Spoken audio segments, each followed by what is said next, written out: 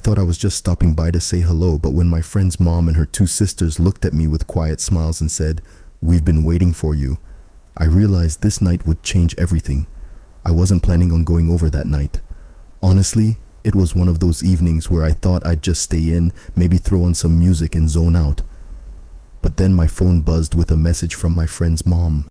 She'd asked if I could stop by for a little while. She had a few boxes in the garage she needed help carrying inside. Nothing dramatic, just one of those small favors you don't think twice about. So I drove over. The air outside had that cool edge of early evening, the kind that makes streetlights glow softer than usual. When I pulled up to the house, I noticed how warm the windows looked from the outside. Lamplight spilling through the curtains, flickering shadows moving inside. It didn't feel like a house winding down for the night. It felt alive. I knocked lightly on the door, and before I could even put my hand back down, it opened. She stood there, my friend's mom, wearing a casual sweater that still somehow carried a kind of elegance. Her smile was immediate, warm in a way that seemed to quiet the nervous beat of my heart. But she wasn't alone. Behind her, two other women were gathered near the living room. Her sisters. I'd heard about them before, but I'd never really seen them together like this. All three shared a kind of resemblance, something in their eyes, the way they carried themselves. Not identical, not even close, but enough that you could see they belonged together. The mom stepped aside, motioning for me to come in. "I hope you don't mind." "It's not just me tonight," she said, her voice light, but with a faint undercurrent of meaning I couldn't place. "My sisters are visiting." The moment I stepped inside, the scent of baked bread and red wine drifted toward me. The living room was softly lit, a few candles glowing on the coffee table, casting warm halos on the walls. It was different from the way I'd seen the house before, less like a family space, more like a gathering meant to linger in. The sisters greeted me warmly. One had an easy laugh, her presence bold and steady, as though she was always the one to carry a room. The other was softer spoken, her eyes curious but kind, watching me more than she spoke. I felt all three pairs of eyes on me at once, and suddenly I became aware of every movement I made, where I set my jacket down, how I shifted my hands, the small nervous smile tugging at my mouth. I told myself it was just a casual visit, nothing unusual. I was here to help with boxes, maybe stay for a quick chat. But the way they looked at me, the way their glances seemed to flicker between me and each other, I felt something else humming under the surface. The mom placed her hand lightly on my arm as she thanked me for coming, and even though it was the smallest touch, I felt the warmth of her skin through the fabric of my sleeve. A simple gesture, yet it grounded me, kept me from floating too far into my nerves. "Come in, sit for a while before we get to the boxes," she said. Her sisters echoed the invitation with smiles, motioning toward the couch, and so I found myself stepping further inside, the door closing quietly behind me. The room seemed to shrink just slightly, not in a suffocating way, but in the way that makes you feel enclosed, included. I didn't know it yet, but this wasn't going to be a quick visit. The air in that room, the way they looked at me as though they'd been expecting me all along. It was the first hint that something about tonight was going to leave a mark I wouldn't forget. I didn't realize how easily the living room would pull me in. What was supposed to be a quick favor already felt different. The three of them insisted I sit down first before we touched any boxes. The mom guided me toward the couch, with a hand resting lightly at the small of my back. Steady, reassuring, but enough to make me feel the warmth of her presence long after her touch lifted. Her sisters followed close behind, carrying glasses of wine. "He's too young for this," the bolder sister teased, placing a glass in front of me anyway, her eyes sparkling with mischief. The mom only laughed, shaking her head, but she didn't move the glass away. The quieter sister offered me a plate, bread still warm, slices of cheese neatly arranged. Her hand brushed mine when I reached for it, and instead of pulling away quickly, her touch lingered for the briefest second. My heart caught in my throat. It was nothing, I told myself, just a handoff. Still, the way her eyes met mine right then, calm, almost searching, made me wonder if it really was nothing. Conversation began casually. They asked about school, about work, about little details of my life that normally wouldn't matter to anyone outside my closest circle. But they listened differently. Their eyes didn't wander, didn't. Their attention never drifted. Each question felt like it carried more weight, as if they weren't just curious but invested. The mom sat closest, angled slightly toward me. Every now and then when I spoke, she leaned in with that quiet attentiveness that makes you feel your words matter. Her sweater brushed my arm as she shifted, and I caught the faint scent of her perfume, soft, not overwhelming, but enough to root me in the moment. Her sisters added to the rhythm in their own ways. The bold one teased me lightly, her laughter full and rich, while the quiet one's glances seemed to linger whenever I wasn't looking directly at her. And through it all, I noticed something. The way they occasionally looked at each other, not long stares, not dramatic gestures, just quick knowing glances, as if they were silently checking in, silently agreeing. That was when the room started to feel different, not uncomfortable, not threatening, but charged, as though I had stepped into the middle of something already in motion, something I wasn't sure I was meant to understand yet. I tried to steady myself with small gestures, sipping from the glass, breaking off a piece of bread. But the truth was, my thoughts were racing.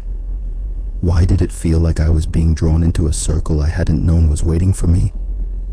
The mom's hand brushed my sleeve again when she reached for the plate, and I felt that same quiet warmth spark through me. Her sisters watched without comment, though I didn't miss the way their smiles deepened. I kept telling myself this was nothing unusual, just kindness, just hospitality. But the air was shifting, and somewhere deep down, I already knew this wasn't going to be the kind of night I could easily forget. The longer I sat there, the more I realized I wasn't just a guest. I was being folded into their rhythm. The three of them moved like parts of the same song, each adding something distinct, yet blending seamlessly together. The mom carried herself with a calm grace. Every tilt of her head, every measured smile seemed to settle the room. Her presence reminded me of a steady fire, warm, reliable, always glowing quietly at the center. Her eldest sister, the bold one, was different. She filled the space with her voice, her laughter, her playful remarks. She teased the mom about fussing too much, teased me about sitting too straight, even teased the quiet sister for staring too much at the candlelight. Her words should have made me nervous, but there was something grounding about her humor, as though she wanted to keep everyone from drifting too far into silence. Then there was the quiet one. She didn't speak often, but when she did, it carried weight. She had a way of looking at people, at me, as though she saw not just what I said, but what I left unsaid. When she laughed softly, rarely, it felt like something private, something you didn't want to miss. Watching them together was like being shown a language I'd never learned, yet somehow understood. Their glances, their touches, the way one would refill another's glass before it was empty, or lean against a shoulder in passing. It all spoke of years of shared history. At one point they slipped into reminiscing. Childhood summers by the coast, a family cabin with creaky floorboards, long road trips where one of them always got car sick and the other two fought over music. They told the stories with overlapping voices, correcting and interrupting each other, their laughter spilling out until the whole room seemed to breathe easier. I didn't say much during those moments. I just watched and listening to them. I couldn't help but notice how beautiful they were. Not just in how they looked, but in the way they carried their bond. That connection between them had a gravity to it, and being caught in its pull made me feel both safe and unsteady. The mom's hand brushed my knee lightly when she leaned forward to tell a story. It wasn't deliberate, not exactly, but the warmth of her touch lingered, especially when she didn't move her hand right away. The bold sister caught it. She smiled faintly as though she knew something I didn't. Then she leaned against the arm of the couch, her fingers idly playing with the stem of her glass, her eyes never quite leaving mine. The quiet sister sat nearest to me, her shoulder almost grazing mine. And though she said little, I could feel her presence as strongly as if she'd spoken aloud. Her silence didn't make the space feel empty. It made it heavier, richer. For the first time that evening, I realized how closely they were watching me. Not out of judgment, but with something softer, almost inviting. And in that moment, I wasn't sure if I was the observer anymore or the one being drawn into the story. They were quietly weaving together. The laughter eventually softened. The stories tapered off, and in their place came a quieter kind of conversation. The kind where voices drop a little lower, where the pauses matter as much as the words themselves. It started with the mom. She leaned back against the couch, her glass resting in her lap, and said something almost offhand about how quickly the years pass, about how different life looks compared to what she once imagined. Her sisters didn't tease her this time. They just listened, nodding as though they'd heard this from her before, but still understood the weight behind it. Then the bold sister admitted something of her own, a relationship that fizzled out, one she'd hoped might last. She laughed as she said it, but the laughter carried an edge, like she was laughing at herself to keep from feeling the ache too deeply. The quiet one finally spoke too, her voice softer than both of theirs. She admitted she didn't open up to many people anymore. Too often, she said, people only wanted to hear the light version of your life, not the real thing. But here tonight, she seemed willing to set some of that guard down. I sat there, caught between wanting to say something and not wanting to break the fragile honesty that was filling the room. And then, almost without thinking, I spoke up. I told them how I sometimes felt too young to be worrying about whether I was on the right path, and yet too old to ignore the feeling that time was moving faster than I could catch it. The mom's eyes found mine then, steady, warm, as if she saw more in my words than I realized I'd shared.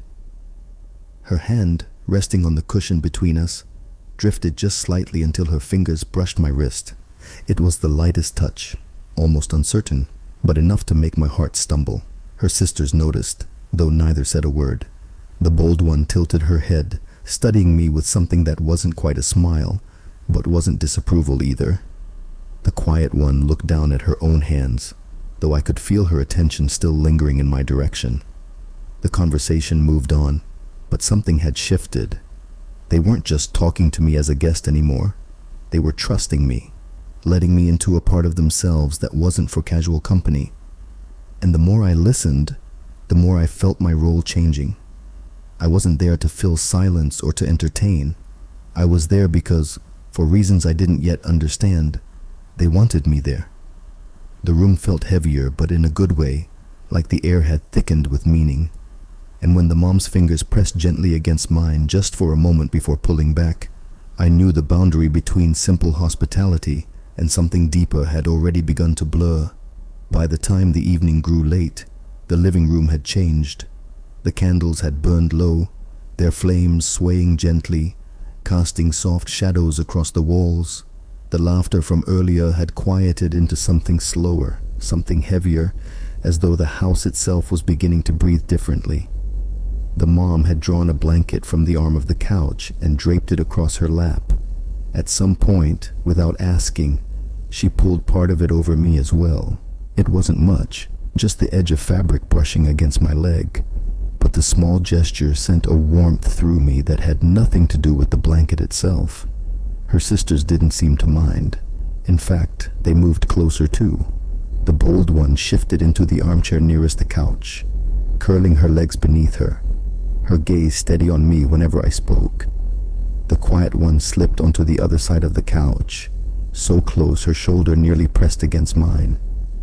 I could feel the faint heat of her presence, the way her breath shifted the air between us. The room was quieter now. The TV wasn't on. No music played, and yet the silence wasn't empty. It was filled with unspoken things, soft glances, half smiles, the subtle brush of movement as one of them adjusted a cushion or reached across for a glass. At one point, the bold sister leaned forward to make a joke, and while she laughed, she reached out and adjusted the collar of my shirt. Just a small fix, nothing dramatic, but her fingers lingered at the base of my throat for a second longer than necessary. That single second left me frozen, every nerve awake. The mom noticed, though instead of saying anything, She smiled faintly like she understood what I felt. She rested her arm along the back of the couch, her fingers close enough that if I leaned back even slightly, they would brush against me. The quiet sister said little, but her closeness spoke more than words. She shifted just enough that our shoulders touched barely softly, but she didn't move away afterward. That simple, silent connection felt louder than anything else in the room. I could sense the shift now, undeniable. Earlier, I'd been their helper, their guest, their listener, but the lines had blurred. I wasn't sure what I was to them in that moment, except that I wasn't just passing through. I belonged in that room, in that circle they'd drawn around me. The air carried a different weight now, not heavy in a way that pressed down, but in a way that lifted the senses, made every sound sharper, every touch electric. And as I sat there wrapped in their quiet attention, I realized something unspoken was waiting just ahead. Something that none of us seemed ready to put into words, but all of us could feel. The silence had stretched into something almost fragile, as though the wrong word could shatter it. I sat there with all three of them close, too close to mistake it for coincidence. My heart beat faster, not from fear exactly, but from the quiet realization that I was standing on the edge of something I didn't fully understand. The bold sister leaned forward first, resting her chin against her hand. Her eyes held mine, steady, searching as though weighing whether to say what was pressing at the edge of the moment. But before she could, the mom's voice filled the space instead. "You know?" she said softly, her fingers brushing along the back of the couch until they grazed my shoulder. "This isn't the first time we've talked about you." The words sank into me like a stone into water, sending ripples I couldn't stop. I turned to look at her, but she wasn't smiling the way she usually did. Her expression was different, open, calm, almost tender. The quiet sister glanced between us, then gave the faintest nod as though confirming something they all already knew. She rested her hand lightly against my forearm, not gripping, not demanding, just steadying me as if to say, "Don't pull away." Then the mom leaned in just slightly, her voice low but certain. "We've been waiting for you." The words carried no drama, no rush. They were spoken like a truth long settled among them, a truth they were finally letting me see. For a moment I couldn't breathe. My first instinct was disbelief, followed almost immediately by a swell of something I couldn't name, part awe, part hesitation, part undeniable longing.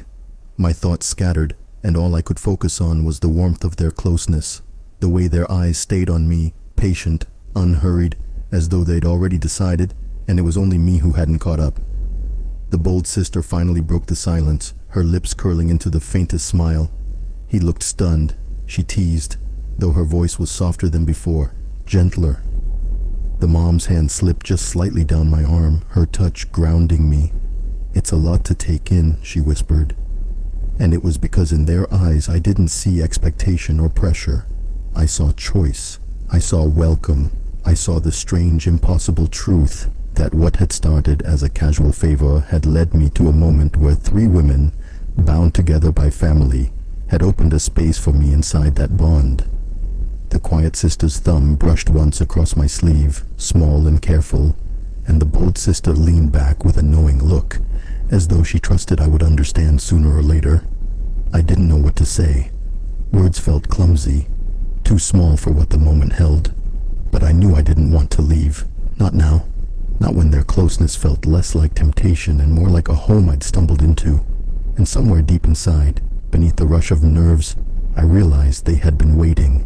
And maybe without even knowing it, I had been too. The words still echoed in my head. "We've been waiting for you." I didn't know how to respond, not in the way that moment deserved. But maybe I didn't need to, because as the silence stretched, it didn't feel awkward or heavy. It felt steady, like they already knew what I couldn't put into words. The mom was the first to move. She leaned closer, slipping an arm gently around my shoulders. Not possessive, not dramatic, just a quiet embrace that drew me in without pressure. Her warmth pressed against me, and for the first time that night, I let myself relax fully into it. Her sisters shifted in too, almost naturally, The bold one perched on the arm of the couch beside me, her hand resting lightly against my back, fingertips brushing through the fabric of my shirt. The quiet one remained at my side, her shoulder against mine, her hand still resting where it had been on my arm, steady and sure. The three of them didn't compete for space. They didn't push or pull. They simply surrounded me in a way that felt whole, like I was being gathered into something larger than myself. For a long moment, no one spoke. The candles flickered low, their glow painting the room in soft gold. The faint hum of the refrigerator in the kitchen, the steady rhythm of their breathing around me. Those small sounds became louder, more meaningful. When the bold sister finally did speak, her voice was light, almost teasing again. "See, he fits right in." That made the mom smile, her cheek resting briefly against my shoulder. "I knew he would," she said softly. The quiet sister didn't say anything, but the way her thumb traced a small absent-minded circle against my sleeve was enough. That small unconscious gesture spoke louder than words. I sat there with them, my heart still unsteady but no longer racing. The nervousness that had carried me through the evening gave way to something calmer, deeper. I realized I wasn't just flattered by their attention. I wasn't just swept up in the surprise of it. What I felt was belonging, unexpected, improbable, but real. I looked at them, three women bound by years of shared life, by family, by something I could only glimpse from the outside. And yet somehow, they'd chosen to open that circle to make room for me inside it. I thought about how the night began, about how I almost stayed home, how I almost said no. And I wondered how many times in life moments like this pass by unnoticed because we don't step forward when we're invited. So I stayed, not as a guest anymore, not as a helper, but as someone who had been welcomed into something rare. We didn't need to talk about what tomorrow would look like or what it meant beyond that night. All that mattered was the simple truth. They had been waiting for me, and I, though I hadn't realized it until now, had been waiting for them too. And in that quiet candlelit room with their arms and hands resting against me, I felt a peace I hadn't known I was searching for. Did this story stay with you? What kind of quiet, real love stories do you want to hear next? Tell me the setting, the tension, the silence. I'll bring it to life.